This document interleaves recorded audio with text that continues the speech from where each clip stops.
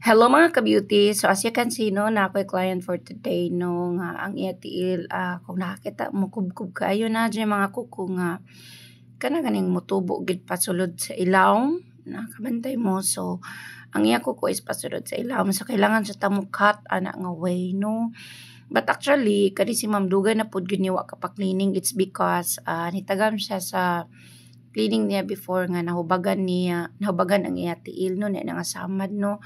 So actually ang client tiduol ni kay nag-agwanta gid siya nga sakit na gid daw kaayo iya tiil niya naglibog siya asa magpa-cleaning. So amay naka-recommend niya nga diri daw. So mao to so mao nang iya tiil mao nang iya kanang porma sa iya tiil karon ni kubkub na og maayo ang iya tiil no. So ang patubo niya bali mo kubkub sa ilawom. So di na siya kasapatos unya sakit na gid daw so dugay na gid na siya. So as you can see after ko ni cut sa kubkub nga part sa iya tiil no. So after ko ni kubkub og gid na ko gilawas sa ubos kay og dili lang sakit ang ubos. Ako gipangutan na si ma'am gianam-anam lang ginako kay og dili lang sakit ang ubos. Dili ang jud nato siya katan di ba? So kana siya kailangan jud nato katon kay ni kubkub man gid siya no. So pag-cut nato but actually it's just fair ang pagka-cut kay dili jud siya kanang lahap ang pagka-cut.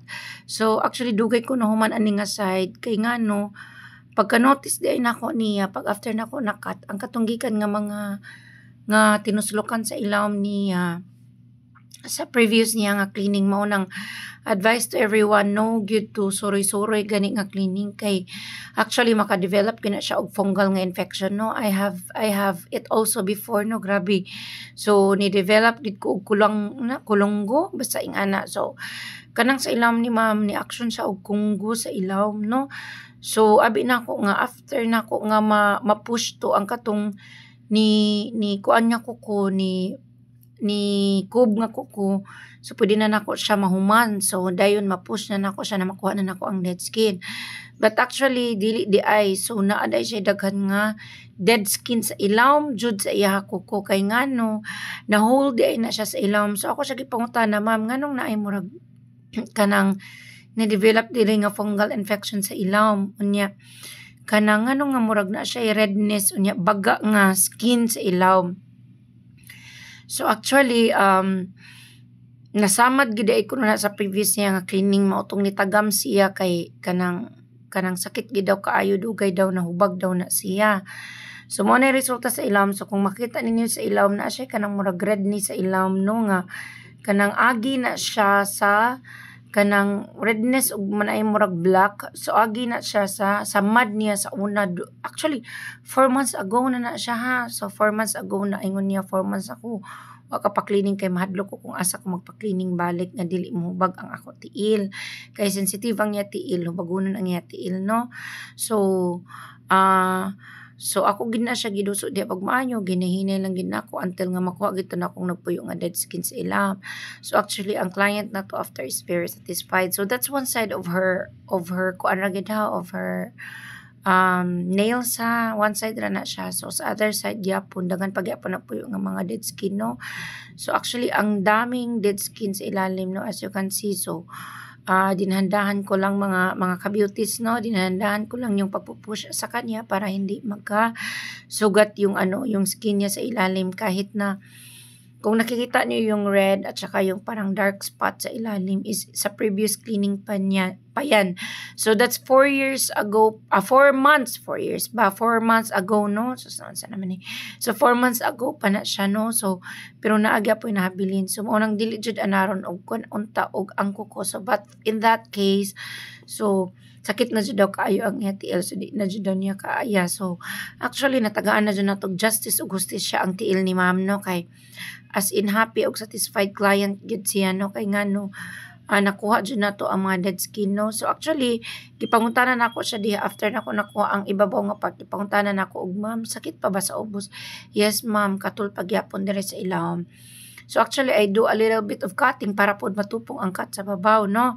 So diha ako lang gid ni promise gid si ma'am nga ari nagindi ko mobalik so nakaangay siya sa to cleaning diring lugaran no kay nakuha gid ang katol sa iya tiil unya wa jud na samaran ang iya tiil though grabe nga dead skin na no. So kanang ato ginay og duso sa ilawom. So ang dami pang dead skin. So daghan pa gud kay dead skin sa ilawom, no. So no to overcutting lang yun. So actually balag daghan og dead skin ang client, tinahinayon lang ginato balag dugay mahuman, no. So o kana ako pa jud siya gikuan sa ilawom kay naa pa gid daghan sulod, no. So ako lang gianam-anam, no, kay para di pod masakitan si ma'am. But actually ang ako gid technique nga gigamit niya is to lighten up gid pag-ayo ang ako kamot, no, gi-lighten up gid pag-ayo nako pag sige push. It's because grabe ka nipis sa tiil ni ma'am kung nakabantay mo ang iya skin nipis, no.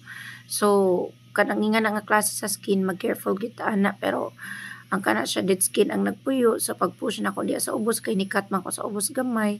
So ako lang gid ginahinay og duso. So kung ni ma'am pa ang iya pa istorya pagkauman, grabe murag kaninot gid sa feeling makalipay mura daw siya naibtan og kanang tunok nga ga sunod-sunod niya sa matag adlaw, no. So kana diha mga ka-beauties, no. Ayan, so kana so nindot kay na sa feeling, no, kung kamoy na yung ana nga dead skin unya makuhaan og ing ana ka kanindot, no, nga matagaan og hustisya. So parte gid kanindot sa feeling ni ma'am, no. So happy jud kay ang ato client niya kay very satisfied kay nakuha gid na siya.